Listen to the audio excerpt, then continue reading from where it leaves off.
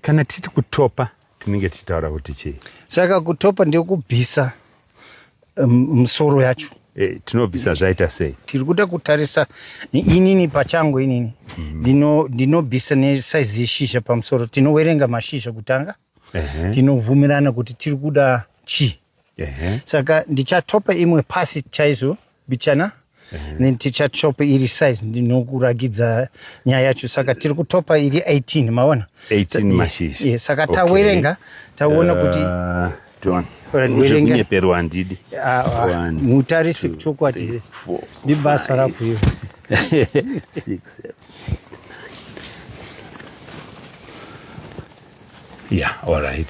18, which means up 18. Is that 18? Saka tinodimbura apa maona.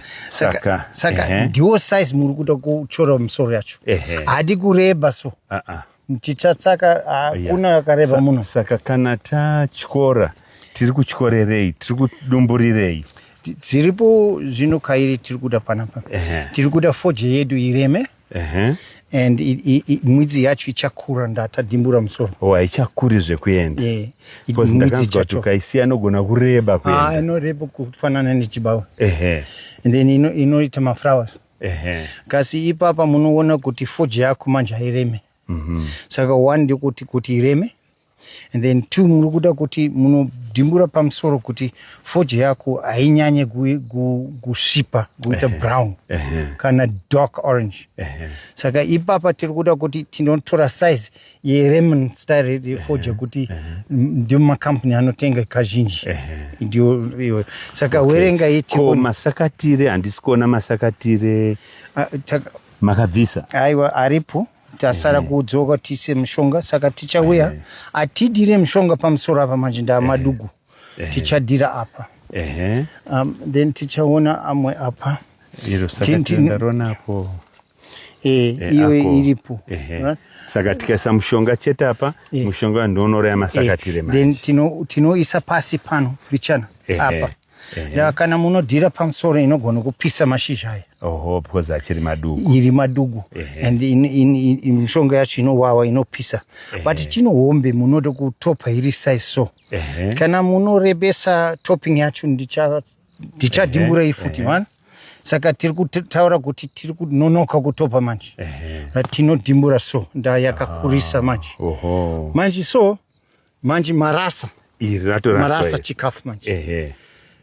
And Fodya yacho haikure manje. Saka ndadimbura iyi pasi tichadzoga tichiona kuti inokura sei.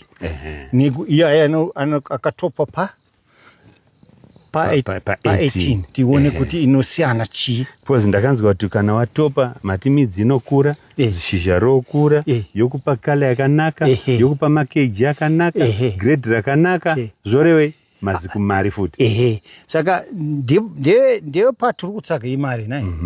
Saka kana munovhiringidza apa musingatope zvakanaka pa 18 kuti munoona quality yelemon.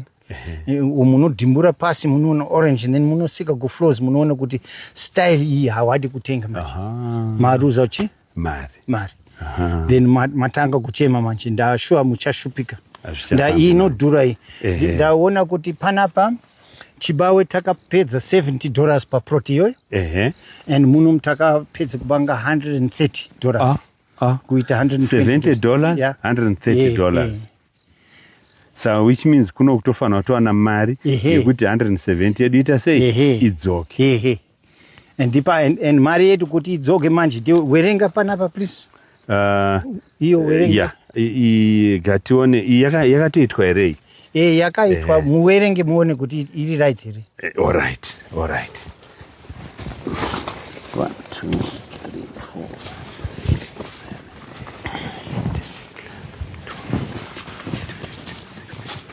Hey, exactly. Yeah. Exactly 18. Saka ndio tiri kuda murikuona iyi yakakura iyi uyai pano muone iri manje. Iyi yakakura iyi murikuona mashizha acho akatambara. Akaita dark green. Bishi yacho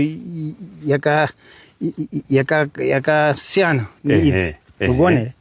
Nda iyi yakatanga kudimburwa. Pasi. ndio yakatanga kukura iyo. Saka tadhimburira pasi muri kuona raita tema pa ndio mushonga manje munoona dzese padzindi ega muri kuona yafa ndakutora masakatiro saka manje muri kuona Fodya yatanga kuchinja manje nda yakura tichaenda kupasi uku pakatakatanga tichaona Fodya yacho inosiyana chi even kana mabata so unoona mashizha akakora kana mabata imaona inete iri futi ine chikonga yakawanda kana manobata pasi apa munobata chikonga ndunzwa iri kunama ndiyo inoremesa Fodya manje saka munoreva Fodya ine chikonga akakwana aiwa muri kugona tiri kuedza yedu handiri kutodzidza aiwa thank you handiri kudzidza